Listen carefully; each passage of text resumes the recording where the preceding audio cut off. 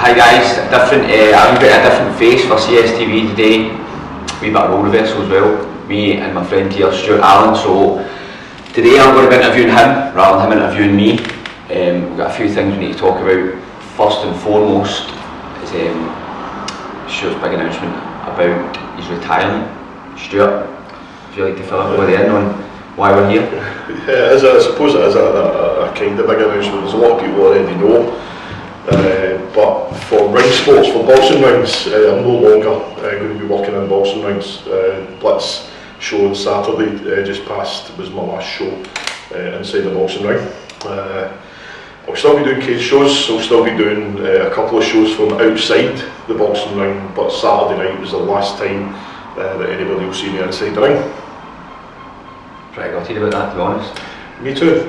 You never told me about it halfway through the show, and that was my reaction. I was thinking, you told me this before. So you said you're going to be doing it outside the ring. How's that going to work? Well, MTV and the next Blitz, we're going to do something with the walkway. So the catwalk that's sort of now where the fighters come in, we're going to do something with the walkway, and I'm going to be presenting the show from there. It should let me do a wee bit more. A couple of different things, try a couple of different things as well. Try and add a wee bit more entertainment to the show, because when I've not got the constraints of being inside the ring, I can carry more notes, I can have things in front of me and things like that to work on. So it's a bit different. There isn't another show that does. Not that I'm aware of. Similar to that. So a bit different. Is that going to be solely for MTV? Not MTV and the Blitz so far. There's another couple of shows that are thinking about it. They want to see how it's going to work. Right. I'm doing a charity show this weekend through in Dunfermline, and this is sort of going to be the first time I'm going to be doing something similar. Although I'm working with my brother this weekend, he's going to be doing the announcing and I'm going to be working outside. But it'll give us a feel for how things are going to work. And hopefully I'll get a wee bit of footage of that and I'll be able to show promoters and let them see exactly how things are going to work. Yep.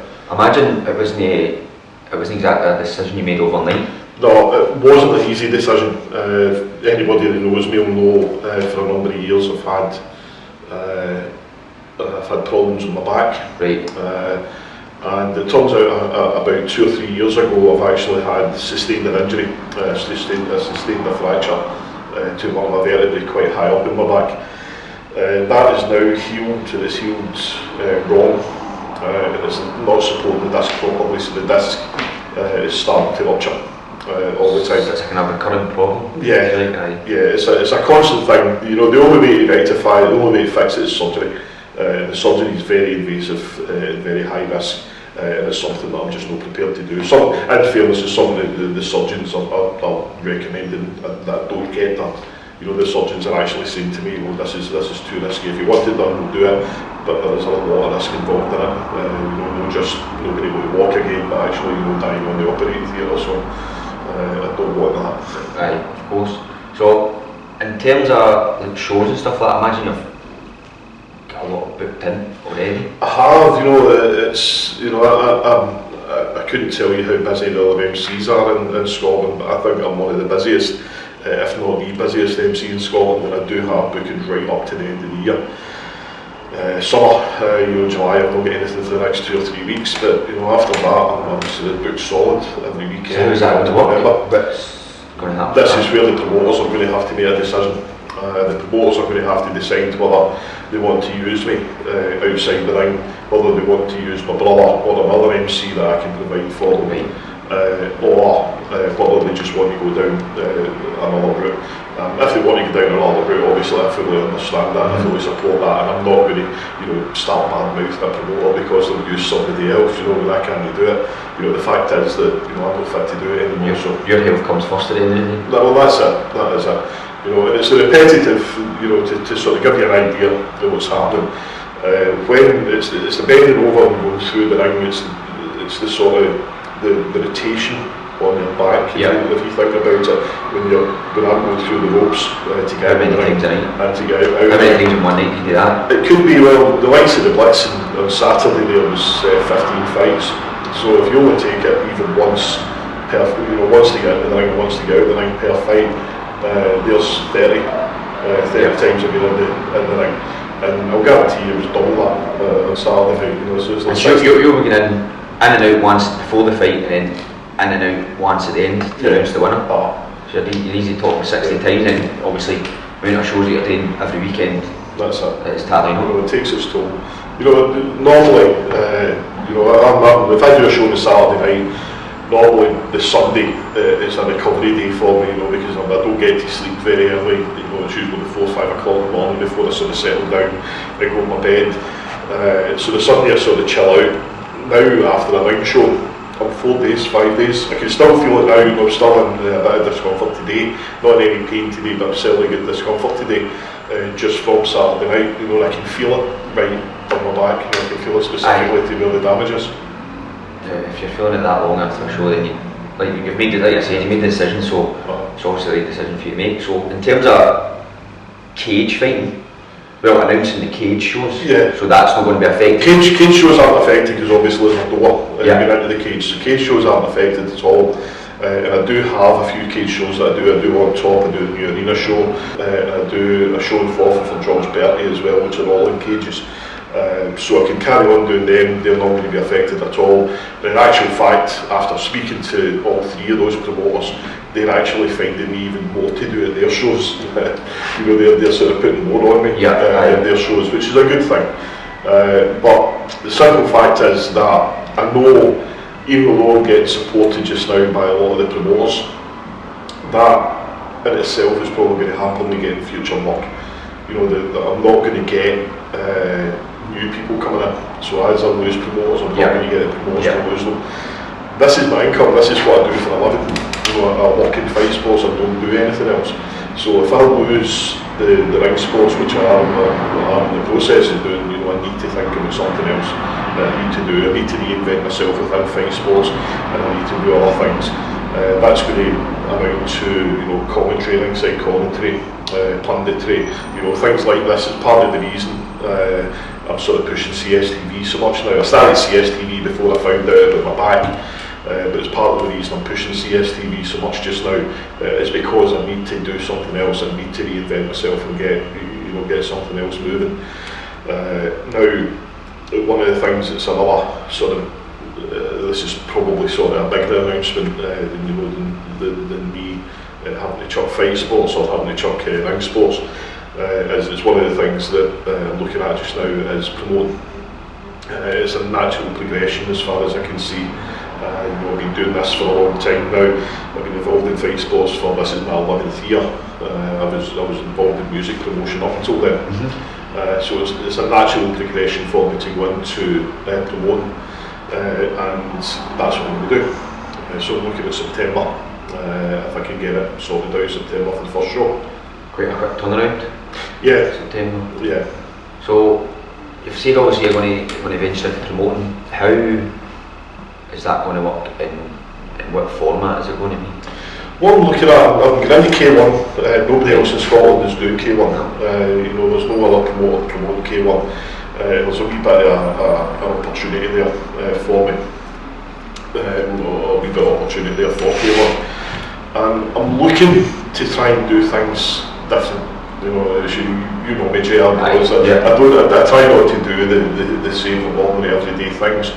I'm trying to sort of, you know, mix things up a wee bit, trying to sort of liven things up a wee bit. So expect a few different surprises, a few wee surprises coming on. Yeah. You know, the video is going to feature heavily in the run-up to it. You know, video interviews with fighters, video interviews with coaches. You know, all the news that you get on the promotion will come via video, will come via CSTV. Basically, what you're doing now for other shows, you're just going to employ that team. Yes. And I imagine you're going to times it by 3, 4, 5 times, and then push it even harder. But you obviously are for somebody else's show, because it's your own show at the end of the day, so you're going to push it as far as you can. That's exactly it. You know, we've got to ramp it right up. So basically, on the night, you know, the format we're looking at just now, obviously things will change because it's fight sports at the end of the day. But the format we're looking at just now is 8 fights on a card. With 5 amateur and 3 professional fights. With 3 professional fights streamed live every time. I know a lot of promoters don't like that. You know, a lot of promoters. It's a big thing now, is streaming live, but at the end of the day it's 2018, so Yeah. and everything's streamed. Whether you want it to be streamed or whether you don't want it to be streamed, it's streamed. You can go to Facebook there and you can watch any pay-per-view boxing that's on. You don't need to pay for it, it's live, it's streamed. So I'm with you on that. I do think that's a plus. There's a lot of promoters think it's if you stream it live you'll take away from the ticket sales. And to a degree that's possibly true, but what I've found over the years that putting shows out live actually encourages people to come to the show. Whether they imagine it's going to be a better show, or they just want to be seen on the stream, I don't know. But sampling atmosphere and stuff as well. So obviously, so you could sit in front of a TV or in front of your computer screen and watch a show. Yeah. You're not watching the fight, you're not actually there in the arena, sampling the atmosphere, speaking to everybody that you know, and just actually seeing the fight live rather than through the screen. So I do agree with you. I think it would encourage people to go to a show, because you can watch a show and go, that's a good show, but they're going to go to the other and see it in person. I want to go and experience it myself, so I do think it will benefit, definitely. Yeah. We've got a very vibrant kickboxing scene in Scotland. From kickboxing, between kickboxing and Thai, we've got some fantastic athletes out there, yourself included.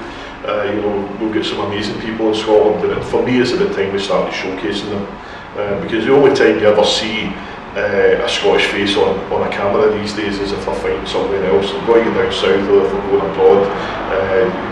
We see that Andy Miller fighting in Thailand. We probably see more of Andy Miller fighting in Thailand than we do of you fighting in Scotland. That's the irony of it. We've got all these athletes in Scotland, but they've got to go thousands of miles away before they actually get recognition. So hopefully with what I'm doing, it's going to help. Obviously I don't have any ties to any gyms in particular. He says sitting in his gym. I don't have any ties to any gyms. So there isn't going to be any home gym, if you like. There isn't going to be because that's quite a common thing. Most shows in Scotland, for example, take MTV. That is affiliated with OB's Gym in Johnston. Then you've got Power Scotland, which is obviously a POS gym in Glasgow. Then you've got the Blitz, which is a GTV. So every show is kind of affiliated with a certain gym, and it's obviously that's not going to be yours. It's not going to be me. But what we're looking for is to treat every gym exactly the same. So it's one of the things that I will try and eradicate, is anybody having the feeling that there was any kind of hometown decision at any show. That's what I'm wanting to get rid of. I don't want anybody, if they walk away with a lose, I don't want them walking away thinking they lost because it was a hometown decision. How many times do you hear that on different shows? It was his home show. So one of the other things we're looking at as well, and this is where again people are doing things a wee bit differently. Instead of basing ourselves in one place and getting everybody to come to us, we're actually going to bring the show to the fans. So every show will be in a different venue in a different town, depending on who the main event is. So if we get a main event in Glasgow, then that's where the main event fighter in Glasgow, that's where the show will be. If the main event fighter comes from Inverness, then that's where we'll be taking the show. Hopefully we'll get into some of these smaller venues, some of the smaller places that just don't get fight shows. It's not really accessible for them. So we're going to bring it to a new market, we're going to bring it to new fans and bring new fans into the sport. That is the whole plan.